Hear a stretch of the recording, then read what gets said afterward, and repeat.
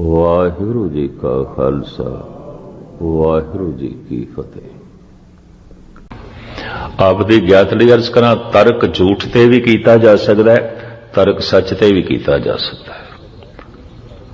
इस वास्ते कहते हैं तर्क ते एक वकील है, किसी नाल भी चल सकता है। तर्क वैश्य है और कुछ भी नहीं है, ये भी मैं अर्ज करते हैं। तर्क ते परमात्मा ते भी हो सकता है, नास्तिका ने कीता है, बड़े रज के कीता है, बड़े प्रबल रूप दे कीता है। आस्तिक कहते ने असी कोई प्रत्यक्ष प्रमाण नहीं रख सकते। नास्तिक कहता जिदा कोई प्रत्यक्ष प्रमाण नहीं, वो कल्पना है ही नहीं, है ही नहीं। फिर किस तरह उसकी तसल्ली कराओगे नास्तिक दी? उहदे कोल तर्क है बड़ा भारी। जिदा कोई प्रत्यक्ष प्रमाण नहीं है, वो है ही नहीं, वो है ही नहीं। आस्तिक कहते ने जिदा प्रत्यक्ष प्रमाण दे दईए, वो नाप दे च आ गया, तौल दे च आ गया, गिणती दे च आ गया, तो उत्ते बेअंत है। किवें प्रत्यक्ष प्रमाण देईए? उत्ते बेअंत है। उत्ते कितना भी समझण दी कोशिश करिए पूरा नहीं समझ सकते। उत्ते कितना भी देखण दी कोशिश करिए पूरा नहीं देख सकते। उत्ते कितना भी कथन करने की कोशिश करिए पूरा नहीं कथन कर सकते। तो किस तरह फिर प्रत्यक्ष प्रमाण देइए? अंदाजे, अनु प्रमाण, शब्द प्रमाण, कुछ थोड़ा जिहा बोल सकते हैं, इशारे कर सकते हैं, प्रत्यक्ष प्रमाण नहीं। पर नास्तिक कहता जिदा प्रत्यक्ष प्रमाण नहीं, उन्होंने असीं नहीं मनते। वड्डे तो वड्डा संत अवतार भी अज तक कोई परमात्मा की होंद का प्रत्यक्ष प्रमाण नहीं दे सके। तो जी प्रत्यक्ष प्रमाण दे दईए तो परमात्मा परमात्मा भी नहीं है, उसे पकड़ दे च आ गया, उसे समझ दे च आ गया, उसे नाप तोल दे च आ गया। इस वास्ते मैं मछली कैसे अंत लहा, सागर दे भरमण ते कर सकते हम। साहिब कहते ने मछली कर सकती है, पर हुण मछली सारे सागर का किस तरह अंत पावे, किवें अंत पावे? सागर दे आनंद माण सकती है, इधर उधर जा सकती है, लहरां नाल खेल सकती है।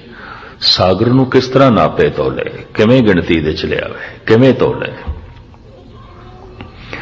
तो एक भी अवतार, एक भी संत कोई प्रत्यक्ष प्रमाण नहीं दे सकिया।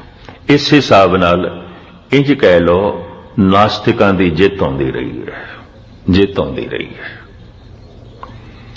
और ये नास्तिक कहते ने असीं चरांदे हां तुहानूं सूली ते, देखदे हां तुहाडे खुदा नूं, कटदे हां तुहाडे बंद-बंद, देखदे हां तुहाडे रब नूं।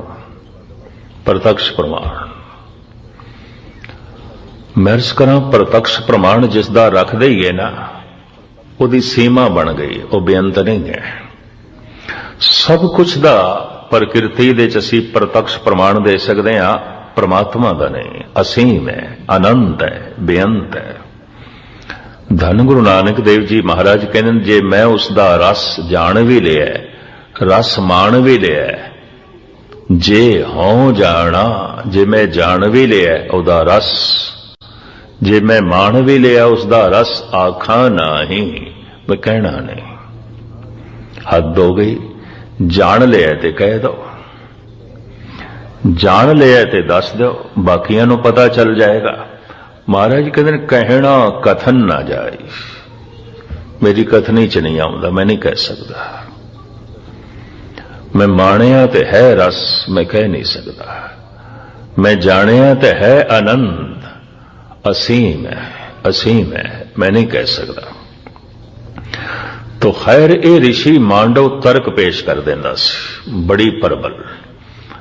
ऋषि होंदा होया, संत होंदा होया, संतां दी विचार का खंडन कर देंदा सी। दलील बाल बजा, तार्किक बड़ा सी, तीक्ष्ण बुद्धि बड़ी, और सारे ऋषियां नूं लाजवाब कर देंदा सी। ऋषि हैरान होंदे सन, असीं जो गल कही सही कही है, पर की करिए? मांडव ने तर्क नाल खंडन कर दिती है। आप दी ज्ञात लई अर्ज करा, तार्किक मनुख किसी दी सच्चाई नूं तर्क नाल खंडन कर सकता है। हो सकता है अगले नूं चुप करा देवे, अगले दा हिरदा नहीं बदल सकता। बड़े ध्यान नाल सुनना। बड़े तो बड़े तार्किक मौजूद ने, किसी का हिरदा नहीं बदल सकते। अगर किसी ने वाकई सच का रस माणिया है तो कोई तर्क पेश कर देवे, नहीं है तर्क जो है सच, कोई रस नहीं है, और बड़ा प्रबल तर्क पेश कर देवे तो जिसने रस माणिया उहदे कोल तर्क का जवाब ना होवे, बथेरियां कोल नहीं होंदा।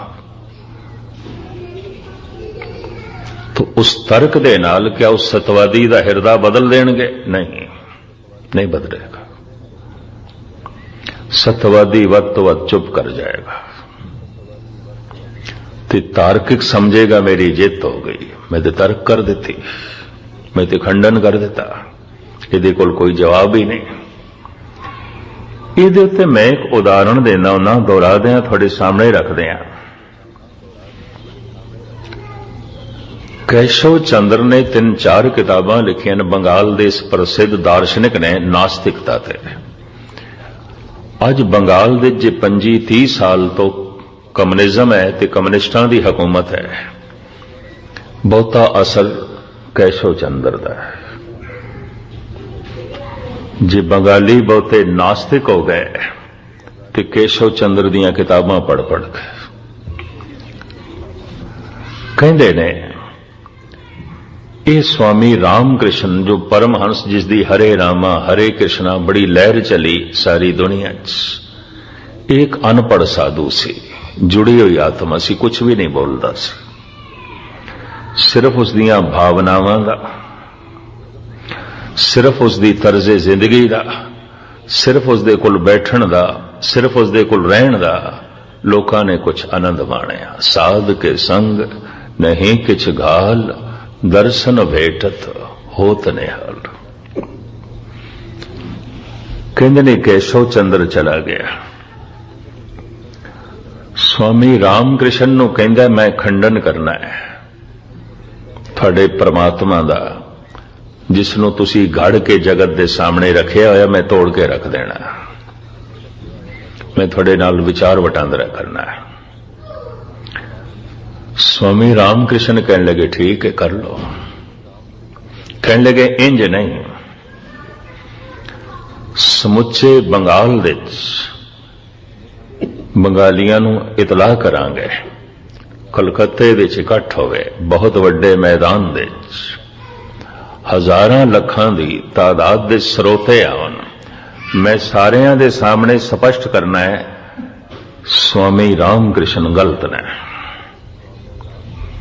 और बहुत गलत प्रभाव लोगों को दे रहे हैं, जज्बाती ने, भावक ने, कोई इन्हां कोल विचार को नहीं, कोई तर्क नहीं, वाकई अनपढ़ सन, बिल्कुल अनपढ़। तो इस महान पढ़े लिखे नूं इस गल दी बड़ी चोट लगदी सी, एक अनपढ़ बंदे दा इतना प्रभाव, जानदा कुछ भी नहीं पढ़िया, ज्ञान विज्ञान बारे कुछ भी नहीं जानता,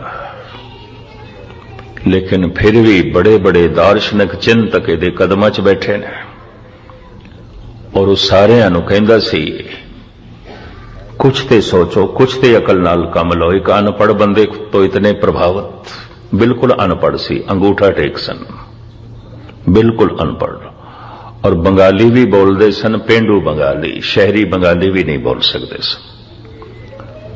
केशव चंद्र ने कहा मैं तर्क करना है, खंडन करना है थोड़ियां सारियां धारनावां दा। उहदी किताब दियां दलीलां पढ़दियां कहंदे ने चंगे चंगे श्रद्धालुआं दे हिरदे भी हिल जांदे ने। बाद विच भगतां दी लहर ने यह प्रचार किया ना पढ़िया करो, ना पढ़िया करो। और केशव चंद्र कहंदा सी देखो ये भगत मैथों डर गए ने, ये अभ्यासी अपने आप नूं कहण वाले, ये नाम अभ्यासी, मेरे बोलां नाल इन्हां दे हिरदे हिल जांदे ने, तो मेरे बोल प्रबल ने कि इन्हां दी जिंदगी प्रबल है। बड़ियां प्रबल दलीलां उहदे कोल, और एक एक दलील ऐसी कि वड्डे तो वड्डा संत भी अगला चुप कर जाए। कुछ भी ना कह सके। कहते ने स्वामी रामकृष्ण ने चैलेंज कबूल कर लिया, ठीक है, बहुत वड्डे इकट्ठ दे विचार कर लेंदे। कलकत्ते दे इकट्ठ होया और हजारां दा इकट्ठ, उच्ची स्टेज बनाई गई। स्टेज के उत्ते दो वक्ते बैठे स्वामी रामकृष्ण और केशव चंद्र, ये बंगाली केशव चंद्र। इन्हें पहले प्रश्न यह किया, मैं खंडन करा कि तुसी मंडन करना है। स्वामी रामकृष्ण कहने लगे तुसी पहले खंडन करके देख लो। उन्हें एक रचिया सी दोहरा, उसकी सारी व्याख्या की थी। अन्न अन्न ते होत है, घास घास ते होए, त्यों मानुष मानुष ते करता अवर न कोय।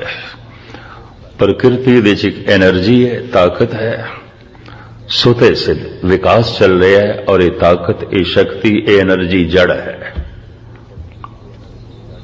ये सारा पसारा चल रहा है। चूंकि एक साइंटिस्ट दिमाग दा बंदा, उसने अपने ढंग नाल बड़ियां प्रबल दलीलां रखियां, बड़ियां। एक घंटा बोलण तो बाद स्वामी रामकृष्ण ਨੂੰ मुखातब होके केशव चंद्र कहते ने, मैं ये जो दलीलां पेश कीतियां, नहीं है परमात्मा, नहीं है परमात्मा, कोई परमात्मा नहीं, सब पदार्थ ही पदार्थ है। और परमात्मा की गल करके या उसनों विचार के समा बर्बाद करना है, जिंदगी बर्बाद करनी है। मौत तो बाद कुछ भी नहीं है, कुछ भी नहीं है। बहुत प्रबल दलीलां दित्तियां ते स्वामी रामकृष्ण ਨੂੰ कहने लगे, हुण तुसीं बोलो, मंडन करो। खड़े होके रामकृष्ण पहले ते केशव चंद्र दे पैरी पै गए। हैरानगी हुई दुनिया ਨੂੰ, फिर गलवकड़ी च ले लिया। बस दो शब्द बोले, कहने लगे, कदी कदी मेरा हिरदा भी हिल जाता सी, पता नहीं परमात्मा है कि नहीं, कदी कदी। पर केशव चंद्र दियां विचारां नूं सुन के अज पक्का हो गया, ईश्वर है, ईश्वर है। इतनी प्रबल दलील, इतनियां बारीक दलीलां और इतनी प्रबल विचार परमात्मा तो बिना नहीं हो सकती, उस तो बिना नहीं हो सकती। गलवकड़ी च ले लिया, बार बार उसदे पैरी पैन। केशव चंद्र ने पता की आख्या, कहता जिंदगी विच मैं पहली दफा देख रहा, एक महान मनुख मेरे को हार गया, पर हार के भी मैनू हरा गया। मैनू कुछ सोचण ते इसने मजबूर कर दिता। वैसे तो मेरे को हार गया, मेरी किसी दलील का ਇਹਦੇ ਕੋਲ जवाब नहीं,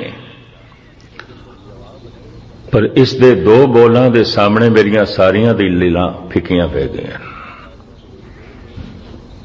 धार्मन मनुख इतना निर्माण होता है, इतना विनिमर होता है, इतना उसका भरोसा होता है कि मैं इतना खंडन किया, लेकिन इस दे हिरदे ते कोई चोट नहीं लगी।